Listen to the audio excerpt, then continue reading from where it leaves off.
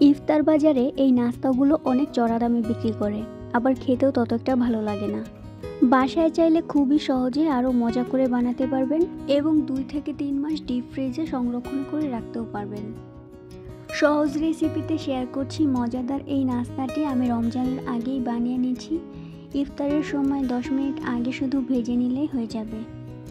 দেখেন কত সহজভাবে বানাচ্ছি। এখানে আমি সেদ্ধ করা মাংস, সেদ্ধ আলু এবং একটা সেদ্ধ ডিম নিয়ে নিয়েছি।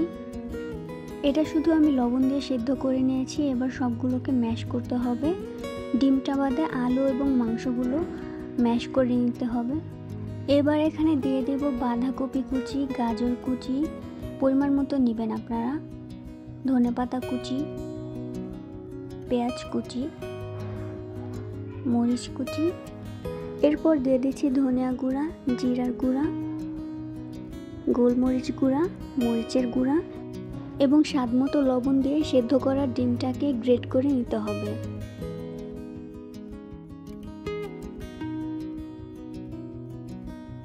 সব উপাদানগুলোকে ভালোভাবে মিক্স করে নিতে হবে।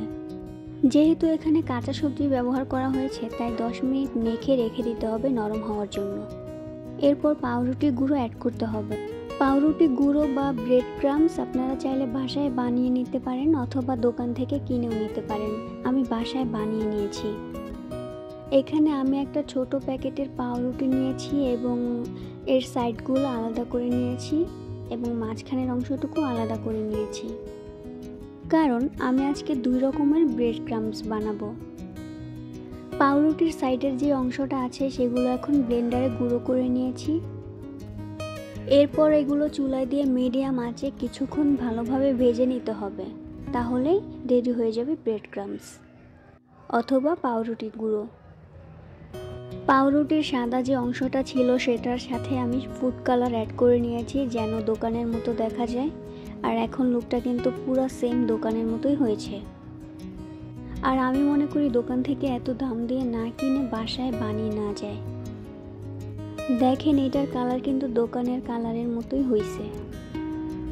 এই তো খুব সহজেই তৈরি হয়ে গেল আমাদের ব্রেড ক্রাম্বস। পারফেক্টলি হয়েছে এটা।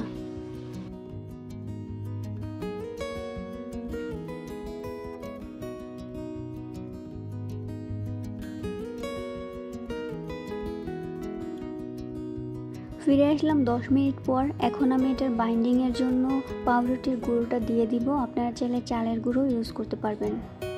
একটু ক্রিস্পি হওয়ার জন্য আমি এটাতে চালের গুঁড়ো অ্যাড করেছি। এবার একটা বাটিতে আমি আটা, মরিচের গুঁড়ো এবং সামান্য লবণ দিয়ে পানি দিয়ে একসাথে গুলিয়ে নিব পাতলা করে। নাস্তাগুলোকে আটার মধ্যে ডিপ করে ফ্রাই করার জন্য এভাবে পাতলা করে গুলিয়ে নেবেন। ফ্রাই করার জন্য মিক্স করা উপাদানগুলোতে এইভাবে করে যেমন ইচ্ছা আপনার শেপ দিয়ে নেবেন। তারপর এটা আটার মধ্যে ডিপ করে এরপর পাউরুটির গুঁড়োর মধ্যে ভালোভাবে মাখিয়ে নিতে হবে। ব্রেড ক্রাম্বস দিয়ে এগুলো ভালোভাবে মাখিয়ে নেবেন যেন পড়ে না যায়। এইভাবে আমি সবগুলো বানিয়ে নিব।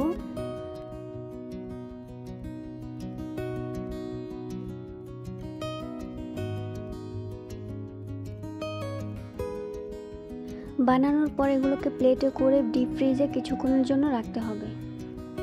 এরপর ফ্রিজ থেকে নামিয়ে একটা বক্সে করে 2 থেকে 3 মাসের মতো ফ্রিজে সংরক্ষণ করে রাখতে পারেন এবং এতে ইফতারিতেও ঝামেলা হয় না। ইফতারের 10 মিনিট আগে ফ্রিজ থেকে নামিয়ে ভেজে নিলেই হয়ে যাবে।